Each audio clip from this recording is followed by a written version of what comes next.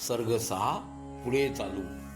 पूर्वी ब्रह्मदेवांनी प्रार्थना केल्यामुळे ज्या कारणाकरता तुम्ही अवतार धारण केला आणि तुम्हास वनवास पत्करावा लागला आणि यानंतर तुम्ही जे काही करणार आहात ते सर्व तुमची उपासना केल्याने प्राप्त ज्ञान दृष्टीने मला कळून आले आहे.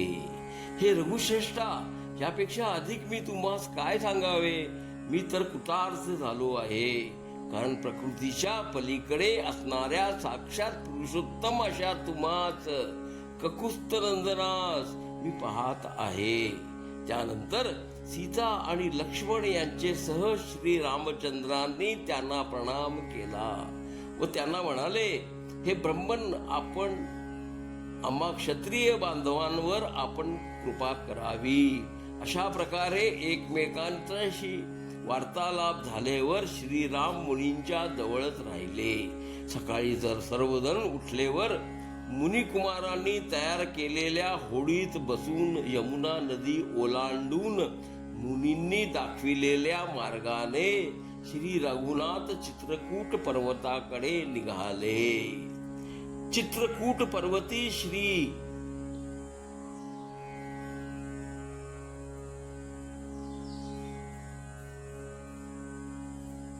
चित्रकूट पर्वती श्री वाल्मिकी मुनींचा आश्रम होता. तो ऋषी समूहांनी भरलेला नाना प्रकारच्या वन्य पशु पक्ष्यांनी त्यांच्या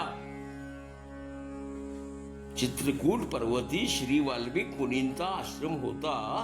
तो ऋषी समूहांनी भरलेला नाना प्रकारच्या वन्य पशु पक्ष्यांनी त्यांच्या मंजूळ आवाजाची गजबजलेला, नेहमीच फळा फुलांनी बहरलेला असा तो आश्रम श्रीरामांनी पाहून तेथे स्थानापन्न असलेल्या मुनिश्रेष्ठ वाल्मिकांना पाहिले. त्यांना पाहून श्रीरामांनी लक्ष्मण आणि सीतेसह मस्तक लवून प्रणाम केला. तेव्हा सुंदर कमळाप्रमाणे नेत्र, मदनाप्रमाणे रूप, जटारूपी मुकुटाने विभूषित, सर्व लोकांत सुंदर, लक्ष्मीपती आणि जानकी व लक्ष्मणासोबत असणाऱ्या अशा श्रीरामांना मुनिश्रेष्ठ वाल्मिकींनी पाहिले. त्यांना पाहून वाल्मिकी त्वरित उठून उभे राहिले.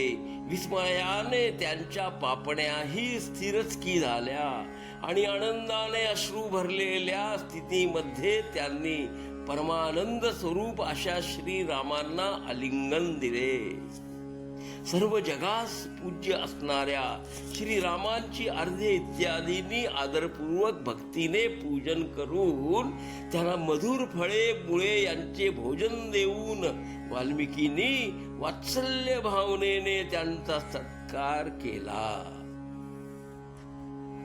तदनंतर श्रीरामांनी नम्रतापूर्वक हात जोडून वाल्मिकींना म्हणाले, पित्याची आज्ञा मान्य करून आम्ही दंडकारण्यी आलो आहोत.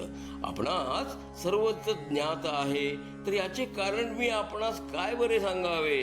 तेव्हा आता सुखाने राहण्यास्तव योग्य असते ते ठिकाण आपण आम्हाला सांगावे, म्हणजे सीता आणि लक्ष्मणासहित काही काळ व्यतीत करीन.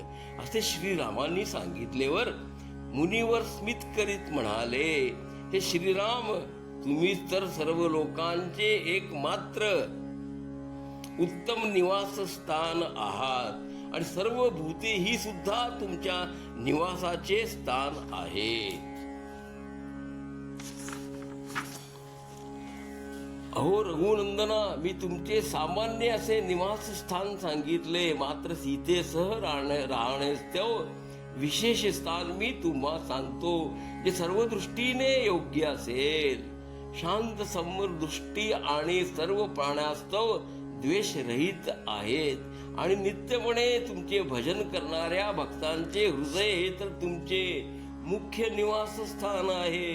रामा, धर्म आणि अधर्म यांचा त्याग करून जो निरंतर तुमचेच भजन करतो, त्या भक्ताचे हृदय हे सीतेसहित तुम्हाच राहण्यास सुखकारक असे मंदिर आहे. तो तुमच्या नावाने मंत्र जप करतो आणि जो तुमचा शरणागत ही आहे, तो द्वंद्वरहित असून निस्पृह आहे. त्याचे हृदय हे तुमच्यासाठी सुंदर मंदिर आहे.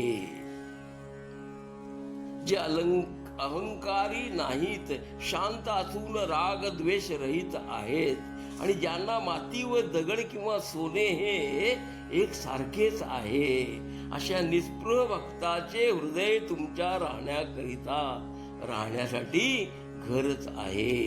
ज्याने आपले मन बुद्धी तुमच्याकडेच लावून जो सदैव संतुष्टच असतो आणि आपली केलेली सर्व कर्मे तुम्हालाच अर्पण करतो, त्याचे मन हेच तुमच्याकरिता शुभ गृह आहे.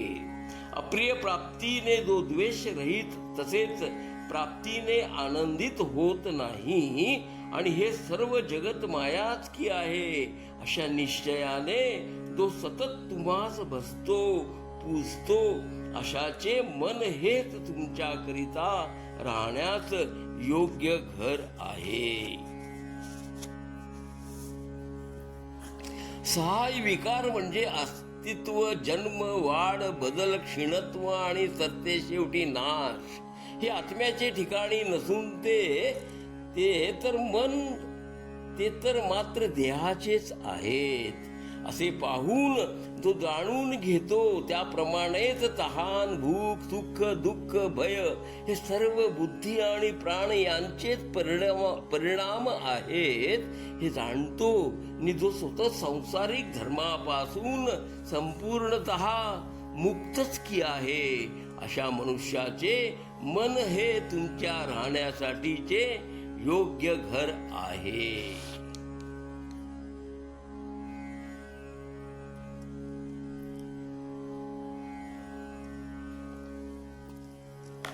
सर्ग 6 पुढे चालू.